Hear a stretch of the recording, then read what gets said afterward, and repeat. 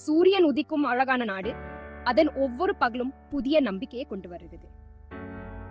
வானத்தை துலக்கும் மலைகள், பட்டு நூலை போல ஓடும் நதிகள் கொண்ட நாடு. இவனத்தும் ஒரு கதை சொல்லும். அங்கிருந்து ஒரு காலச்சா பழமையான கதை வருகிறது. இது நம் இதயங்களத்தோடு காற்றிலே ஒரு கிசிசிப்பாக கடல்களை கடந்து செல்லும் நீதிக்கா எங்கோ இதயங்களை எதிரொலிக்கும் ஒரு கதை. இது ஒரு வீரனின் குரல். இது கொரியாவின் அன்பான நாட்டுப்புற வீரர் ஹோங் கெல்டாங்கின் கதை. அவர் ஒரு புரட்சியாளராகவும் ஒரு நாயகனாகவும் விளங்கினார். கிளர்ச்சியின் ரோஹ் மற்றும் சமூக கட்டலுக்கு எதிரான போராட்டத்தின் எதிரொலியாக இருக்கும் ஒரு பெயர். அவர் ஒரு சின்னமா மாறினார். இன்று நாம் அவரது உலகிற்குள் பயணிக்கிறோம், அவரது பாதையை பின்பற்றுகிறோம். கொரிய பாரம்பரியத்தின் துடிப்பான சாயல்களா வரையப்பட்டு தமிழ்நாட்டின் ஆன்மாவோடு எதிரொலிக்கும் பழக்கமான மற்றும் அசாதரிய உலகம். இது ஒரு கலவையான கதை. தைரியம், காதல் மற்றும் நியப்பவினவேனிய நூல்களா நெய்யப்பட்ட ஒரு நாடாவை கற்பனை செய்து பாருங்கள். இது ஹோங் கெல்டாங்கின் கதை. அவர் ஒரு சாகச வீரர். மனித உணர்ச்சிகளின் உலகளாவிய தன்மைக்கும் ஒபித்துக்கு எதிரான காலமற்ற போராட்டத்துக்கும் ஒரு சான்னாகும் காவியம். இது நம் இதயங்களை நெகிழ செய்யுது. அவரது தாயத்தின் உயரும் சிகரங்கள் மற்றும் பாயும் நதிகள் போல அவற்றின் அழகை அவர் தனது வாழ்க்கையில கொண்டிருந்தார். ஹோங் கெல்டாங்கின் வாழ்க்கை அமைதியான அழகு மற்றும் அடக்கமற்ற உணர்வின் கலவையாகும். அவர் ஒரு ஜானியின் பாதையில நடந்தார். அவரது கதை நமது சொந்த பூமியின் பண்டைய காவியங்களைப் போலவே சாகசம், சுய பரிசோதனை மற்றும் ஒரு ஹீரோவின் அம்மாவை பற்றிய ஒரு பார்வையை வாக்குறுதி அளிக்கிறது. இது ஒரு நம்பிக்கையின் கதை. ஜோசாம் வம்சத்தின் கொரியாவின் பிரமாண்டமான அரண்மனைகள் மற்றும் தாழ்மையான கிராமங்களில் எங்க கதை தொடங்குகிறது. அங்கு சமூக படிநிலை வாழ்க்கையின் தாளத்தை நிர்ணயிக்குது. ஒவ்வொரு மனிதனின் நிலையை நிர்ணயிக்கும் ஒரு அமைப்பு. இங்கே மந்திரி ஹோங்கின் மாளிகையின் பிரமாண்டமான சுவர்களுக்குள் ஒரு ரகசியம் மறைந்து கிடக்கிறது. அது வெளிப்படாத சத்தியத்தை பாதுகாக்குது. அதிகாரம் மற்றும் காதரவம் கொண்ட மனிதரான அமைச்சர் கவனமா கட்டமைக்கப்பட்ட தனது உலகையே உடைக்கும் சத்தியத்தை மறைக்கிறார். தனது அதிகாரத்தை பயன்படுத்தி அவருக்கு 2 மகன்கள், ஆனா ஒருவர் ஒரு காமக்கிழத்தியிடம் பிறந்தவர் சமூகத்தின் தீர்ப்புக்கிறிய பார்வையில் இருந்து மறைக்கப்பட்டு இருளில வாழ்க்கிறார். அவரின் உண்மையான அடையாளத்தை மறைச்சு இவர் தான் நமது கதாநாயகன் ஹோங் கெல்டாங். ஒரு வீரன். ஒரு குழந்தையா இருந்த போதே அவரது பிறப்பின் ஒரு நீண்ட நெல்ல போடுகிறது. அவரது வாழ்க்கையை நிர்ணயிக்குது. அவர் புத்திசாலி, விரைவான புத்திசாலி, மக்களை தன் பக்கம் ஈர்க்கும் ஒரு இயல்பான கவர்ச்சியை கொண்டவர். அவரின் திறமைகளை வெளிப்படுத்துகிறார். இருப்பினும் அவர் சமூக விதிமுறைகளின் கடுமையான சுவரரை பிடிக்கப்பட்டு கட்டுப்படுத்தப்படுகிறார். அவற்றை மீற முடியாமல் சுண்டில் சிக்கிய பறவை போல அவரது ஆவி சுதந்திரத்துக்காகவும் அங்கீகாரத்துக்காகவும் தனது சொந்த விதியை செதுக்கிடவும் இயங்குகிறது. ஒரு நாள் விடுதலை பேரும் நம்பிக்கையில். கெல்டாங் வளர் வளர் தனது தனித்துவமான நிலை பற்றிய விழிப்புணர்வு வளரும். ஒவ்வொரு நாளும் அவர் தனது அடையாளத்தை பற்றி மேலும் அறிகிறார். அவர் கிசிசுக்களை கேட்கிறார். அவர் ஒரு அறைக்குள் நுழையும் போது திடீரென நிறுத்தப்படும் அமைதியான உரையாடுகள் அவை அவரை சிந்திக்க வைக்கின்றன. பணியாளர்கள் அனுதாபம்ட்டவர்கள் என்றாலும் அவரை வித்தியாசமா நடத்துகிறார்கள். அவர்களின் மரியாதை ஒரு பரிதாபத்தின் குறிப்பை கொண்டது. அவர்களின் பார்வைகள் அவருக்கு எப்போதும் நினைவூட்டுகின்றன. அவர் குடும்பத்தின் ஒரு பகுதியாகவும் வெளியாடாகவும் அதன் ரகசியங்களை அறிந்தவராகவும் அதன் உண்மையான அரவணைப்பிலிருந்து விலக்கப்பட்டவரும் இருக்கிறார். இந்த இரட்டை நிலைமை அவரை குழப்பத்தில் ஆழ்த்துகிறது. அவரது ஒரே ஆறுதல் அவரது தாயிடமிருந்து வருவது அமைதியான வலிமை மற்றும் அசைக்க முடியாத அன்பின் பெண். அவள் வார்த்தைகள் அவனுக்கு நம்பிக்கையை அளிக்கின்றன.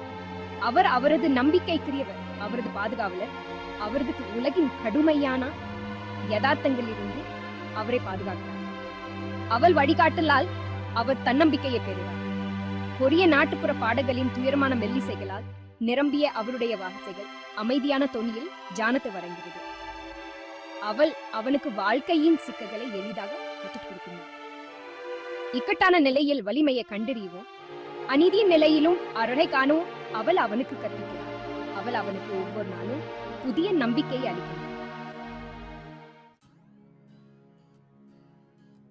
தனது ஒன்று விட்டா சகோதரனின் கல்வி முயற்சிகளில் வெளிப்படையாக பங்கேற்க முடியாத கெல்டாங் மாளிகை சுவர்களுக்கு அப்பால் உள்ள உலகில ஆறுதலை தேடுகிறார். அவர் சாதாரண மக்களுடன் நட்பு கொள்றார்.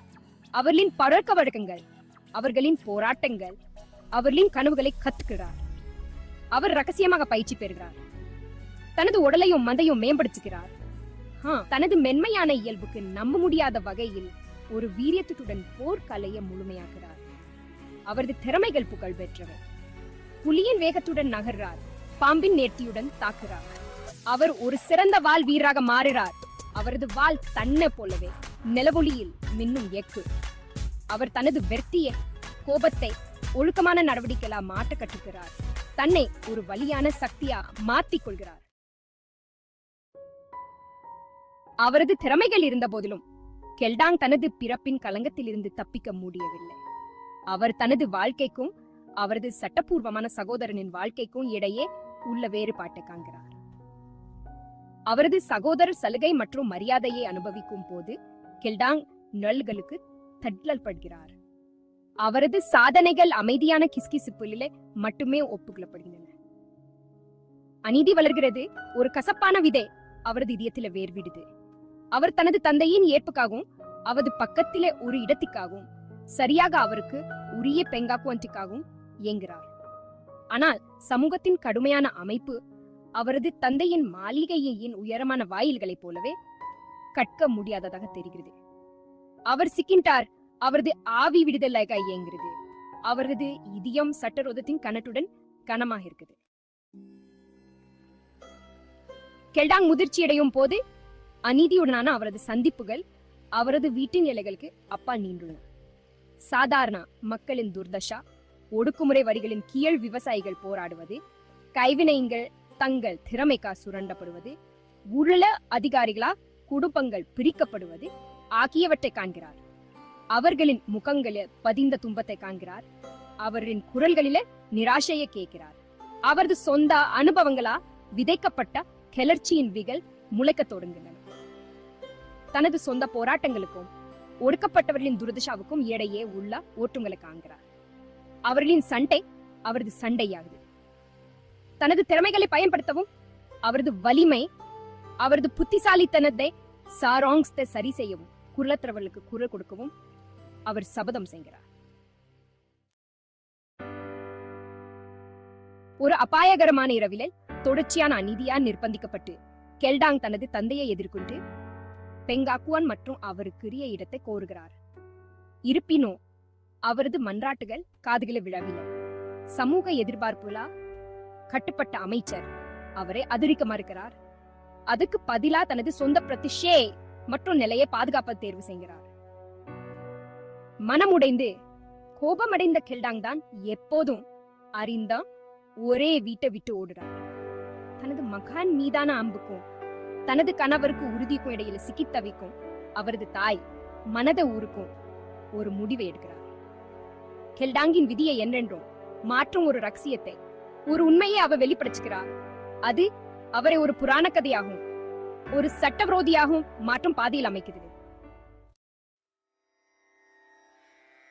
ஹோங் கெல்டாங்கின் கதையில் நாம் ஆழமாக ஈடுபடும் போது கலாச்சாரங்களை கடந்து எதிரொலிக்கும் உலகளாவிய கருப்பொருள்களால் ஈர்க்கப்படுகிறோம்.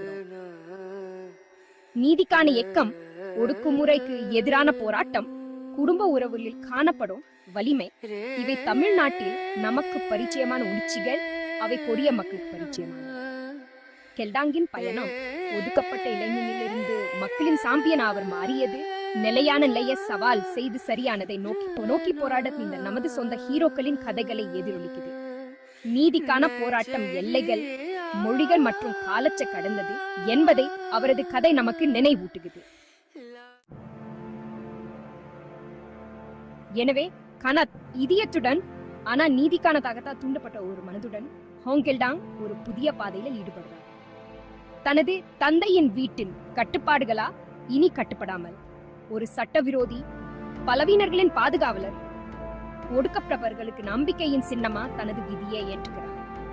இது அவரது காவிய பயணத்தின் தோட்டக்கம் மட்டுமே. கொரிய தீபகற்பத்தில் அவரை அழைச்சு செல்லும் ஒரு பயணம். உள்ள அதிகாரிகள், மாய உயிரினங்கள் மற்றும் ஜோசாம் வம்சத்தின் முழு பலத்துக்கும் எதிராக அவரை எதிர்த்து போகும். நீதி ஒரு போர்க்கொடியாகும். மனிதல் ரோஹ் நீள்தன்மை கொண்ட தாமரை போல இக்கட்டான நிலையிலும் பூக்கும். உங்கள் டாங்கின் கவர்ச்சிகரமான உலகத்தை நாங்கள் தொடர்ந்து ஆராயும் போது எங்களுடன் சேருங்க.